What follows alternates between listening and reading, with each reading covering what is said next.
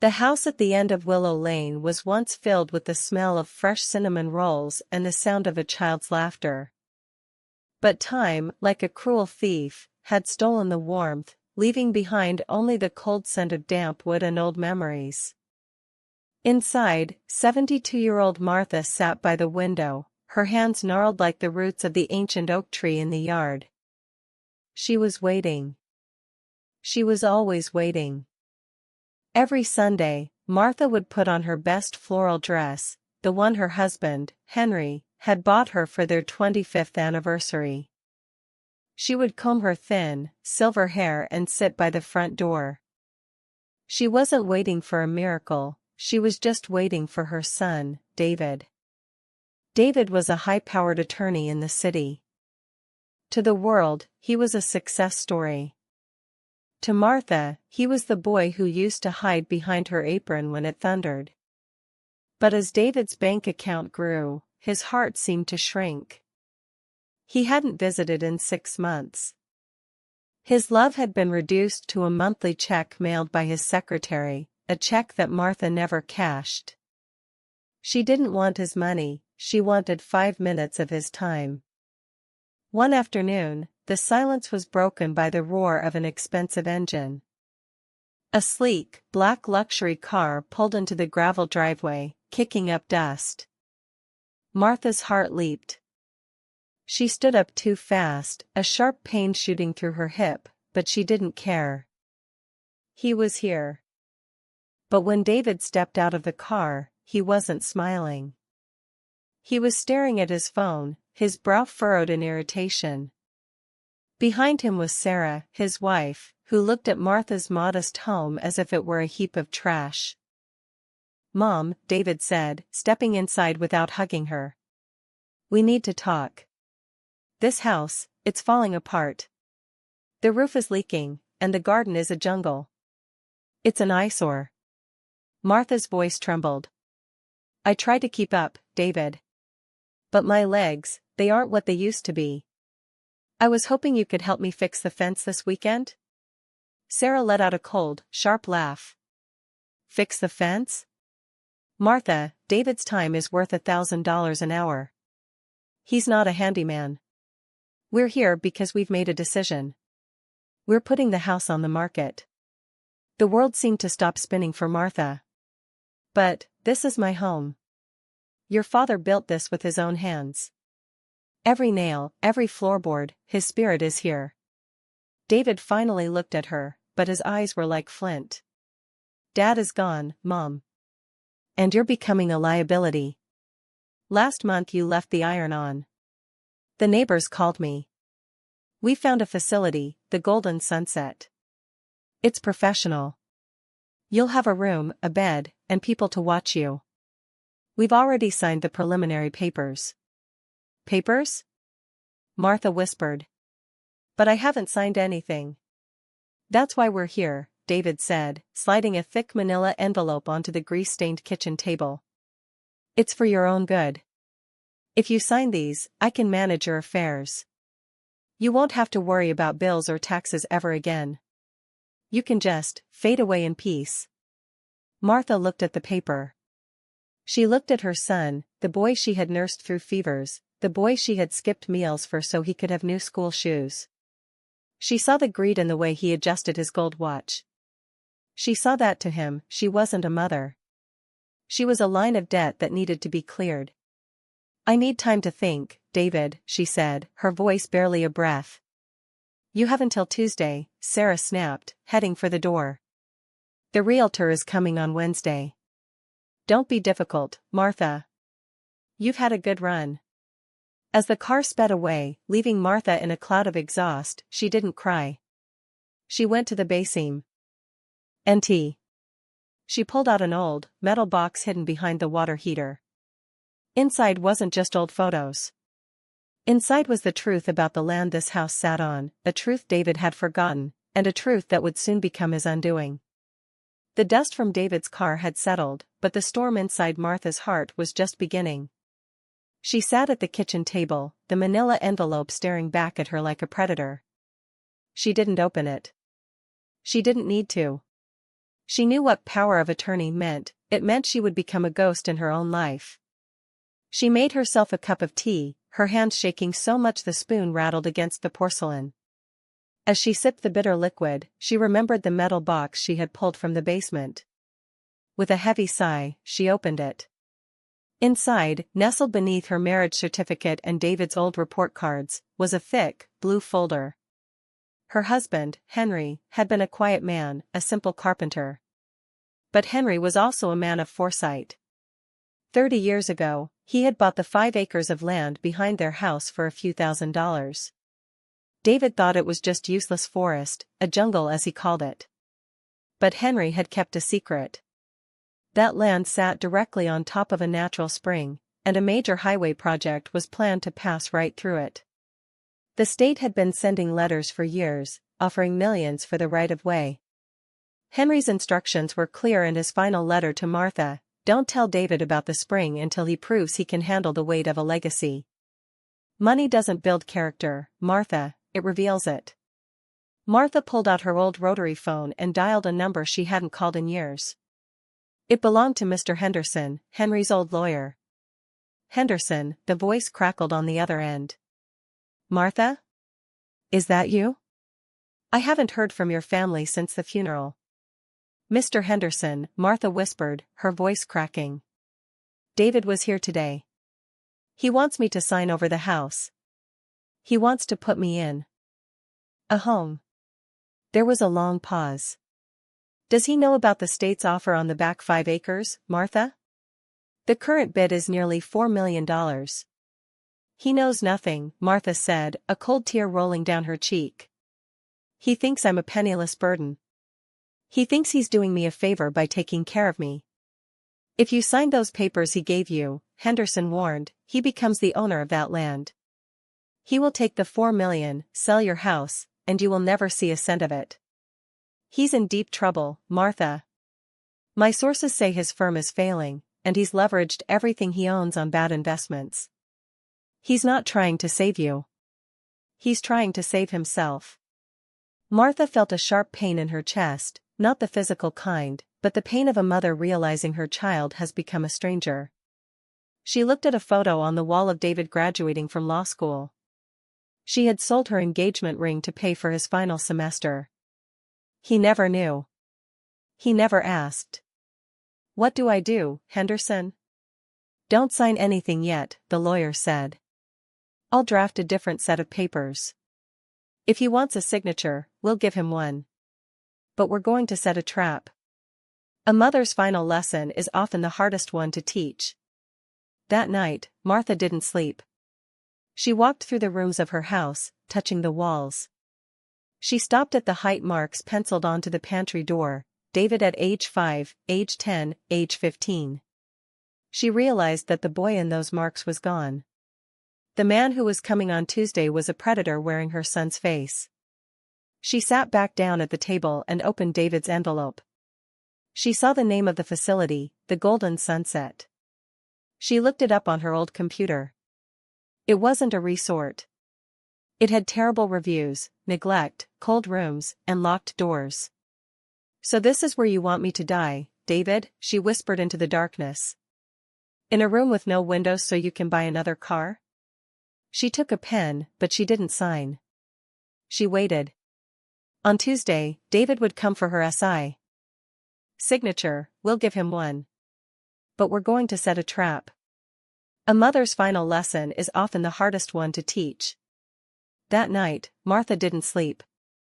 She walked through the rooms of her house, touching the walls. She stopped at the height marks penciled onto the pantry door: David at age 5, age 10, age 15.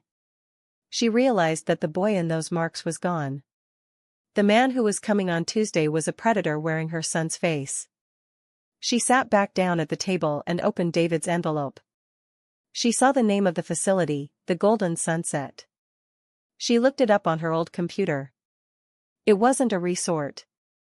It had terrible reviews, neglect, cold rooms, and locked doors. So this is where you want me to die, David, she whispered into the darkness. In a room with no windows so you can buy another car? She took a pen, but she didn't sign. She waited. On Tuesday, David would come for her signature. But Martha was no longer just a mother. She was a woman who had nothing left to lose, and that made her the most dangerous person in David's world. Tuesday arrived with a heavy, suffocating heat. Martha sat at the kitchen table, her back straight, her face a mask of calm. She had spent the morning baking a batch of cinnamon rolls. The sweet, warm scent filled the house, a ghostly reminder of a time when they were a real family. At exactly 10 o'clock, David's black car pulled into the driveway. He didn't come alone this time. He brought a notary, a cold-faced man with a briefcase, and Sarah, who was wearing an outfit that cost more than Martha's entire kitchen. "Mom," David said, walking in and sniffing the air. "Cinnamon rolls? We don't have time for a snack. The realtor is waiting for my call, and the moving truck for your things is scheduled for Friday." Martha didn't look up. "I thought you might want one last taste of home, David. You used to love these when you were small." "People change, Martha," Sarah snapped, tapping her manicured nails on the table. "Can we just get to the business? We have a flight to Vegas tonight for a conference." David slid the papers toward her. "Everything is ready, Mom. Once you sign this power of attorney and the deed transfer, I'll take over the stress. You won't have to worry about a thing." Martha looked at the notary. "Is this legal?" she asked softly. "Am I giving away my right to speak? My right to decide where I live?" The notary looked uncomfortable, but David cut him off. "It's for your protection, Mom. You're confused. You're leaving stoves on. This is the only way." Martha picked up the pen. Her hand trembled, but not from fear, it was from the sheer weight of the heartbreak. "David," she said, looking him directly in the eyes. "If I sign this, will you visit me? At the Golden Sunset?" David hesitated. He looked at his watch. "Of course, Mom. Every Sunday." "Well, most Sundays. My schedule is tight, you know how it is." Martha knew. She knew he was lying. She could see it in the way he wouldn't hold her gaze. She looked at the papers Henderson had prepared for her. She had swapped them into the pile while David was distracted by a phone call in the hallway. She signed the papers. One after another. The notary stamped them, and David snatched them up like a starving man grabbing a piece of bread. "Done," David breathed, a look of immense relief washing over his face. "I'll have Sarah help you pack one suitcase. The rest of the furniture, well, most of it is junk anyway. We'll donate it." "Actually, David," Martha said, her voice suddenly cold and sharp. "I've already made arrangements for the furniture. And for the house." David paused, his hand on the door handle. "What are you talking about?" "I signed the papers you gave me," Martha said. "But I also signed a different document this morning. You see, I spoke to Mr. Henderson. He told me about your firm's bankruptcy. He told me about the $4 million the state is offering for the back 5 acres. David's face went pale. The blood drained from his cheeks until he looked like a ghost. You know about the land?" "I do," Martha said, standing up slowly. "And because you were so eager to prove I was mentally unfit today in front of this notary, the papers I just signed don't give you the land. They transfer everything, the house, the millions, and the patents your father left, into a private trust for your daughter, my granddaughter, Chloe. You can't touch a cent of it until she's 30. And since you're her guardian, you are legally barred from using her funds to pay your debts." Sarah screamed, "What? You old witch. We're going to lose the penthouse." David looked at the papers in his hand. He realized he had been outplayed by the woman he thought was confused. He had proven she was unfit to manage her affairs, but in doing so, he had locked the fortune away from himself forever. "Mom, please," David pleaded, his voice cracking. "I'm in trouble. I owe people money. If I don't get that land sale, I'm going to prison." Martha looked at her son. She didn't feel victory. She felt a deep, hollow sadness.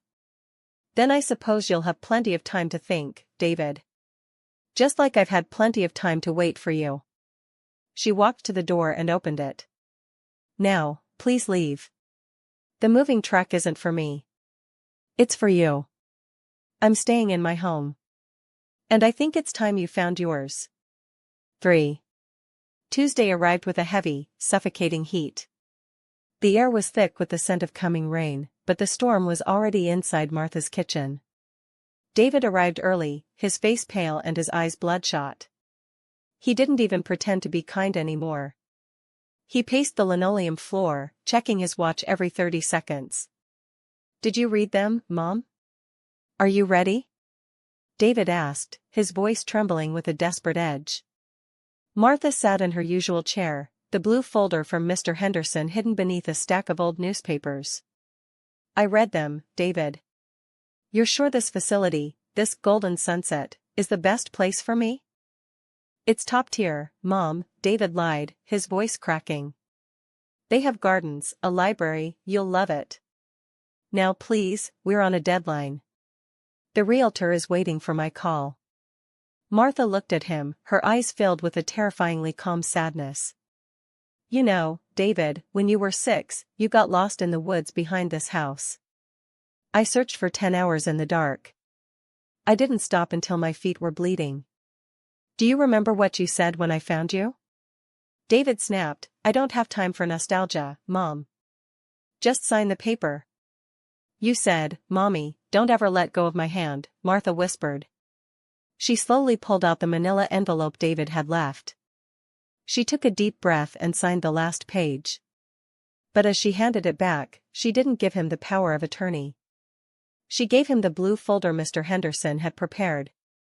David snatched the papers, his eyes gleaming with greed. He didn't even look at the text.